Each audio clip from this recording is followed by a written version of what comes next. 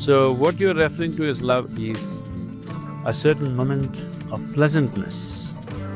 If love is true, it will happen without an object. Every moment of your life, you must know that pleasantness. You must constantly fall in love with everything and nothing.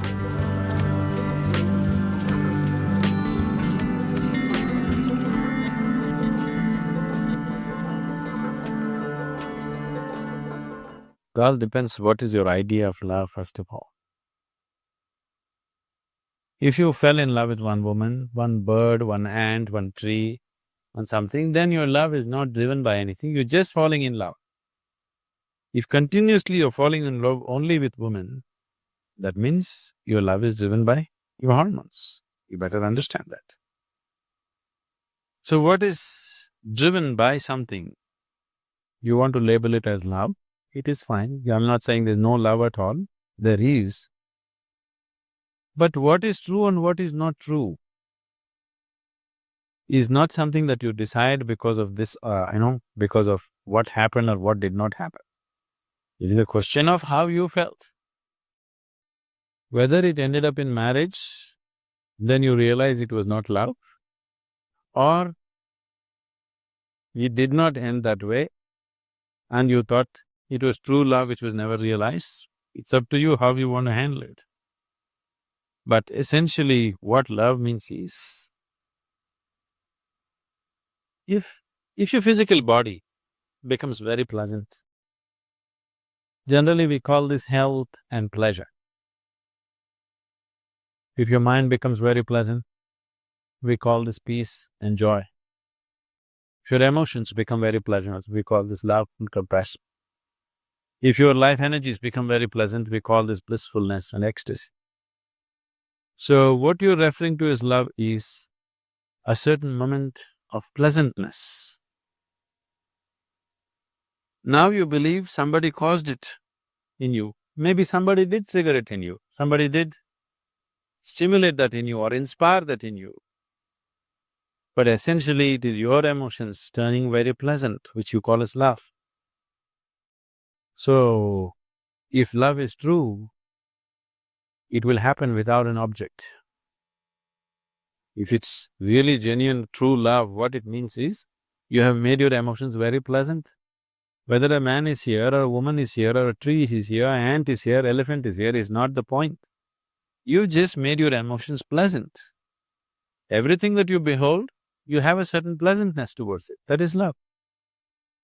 Now this continuously 1, 2, 3, 4, 5, all are women, it's driven by hormones. Nothing, I'm not saying there's anything wrong with it, but you must understand the limitation of it. So, if it ends up in a permanent bond in the form of marriage or whatever, then you think it's successful. If it did not, you think it's a failure. It need not be so. I would be happy if you fell in love with a 3 billion woman, and don't leave the other 3 billion men also. If you fell in love with 3 billion women, it wouldn't be hormonal, it would be just love. I'm in love with all the women in the world, and the men also, the ants also, and the very soil that I walk upon, and the very tree under which we are sitting right now. Whatever you behold, you have pleasant emotion towards that, is love. And love is not about somebody, it's about you being pleasant, truly pleasant. And is this right, wrong, this, that is not the thing. It is an intelligent way to exist. There is sufficient unpleasantness in the world. However carefully you walk, you will step into something or the other. When this is so, you don't have to manufacture your own unpleasantness within you. Only 3 times in your life if you loved, I think you're a misfortune, because the rest of the time, you have not known that pleasantness within you. Every moment of your life, you must know that pleasantness. You must constantly fall in love with everything and nothing. Women also included, what's the problem with them? Because you cannot tie a bond with 3 billion women, you choose one. One is convenient.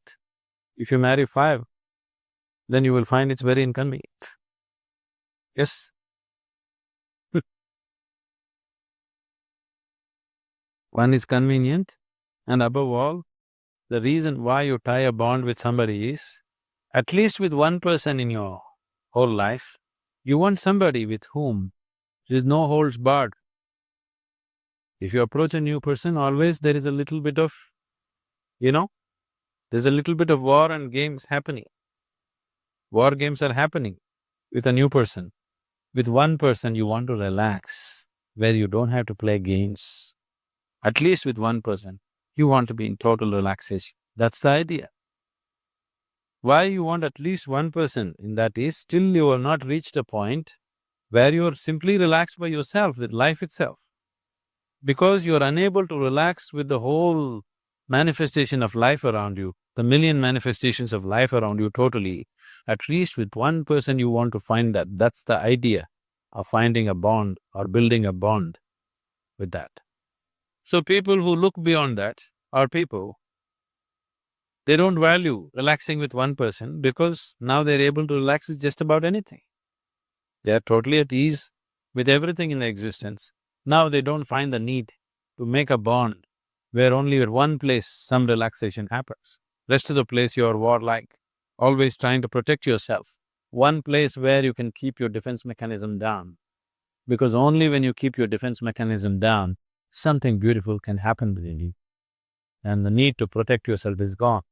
So the idea of forming a unit of family and the largest identities of community, nation and whatever else is simply to find a space where you can keep your defense mechanism down and just be in a certain sense of ease. Because only in that ease, the other possibility, you find expression. Otherwise, you will be just like an animal, constantly trying to survive, preserve yourself. So, love is seen as a possibility.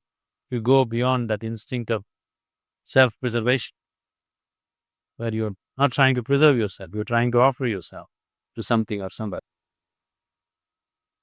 For that, you don't need a person. You can just do it simply with life.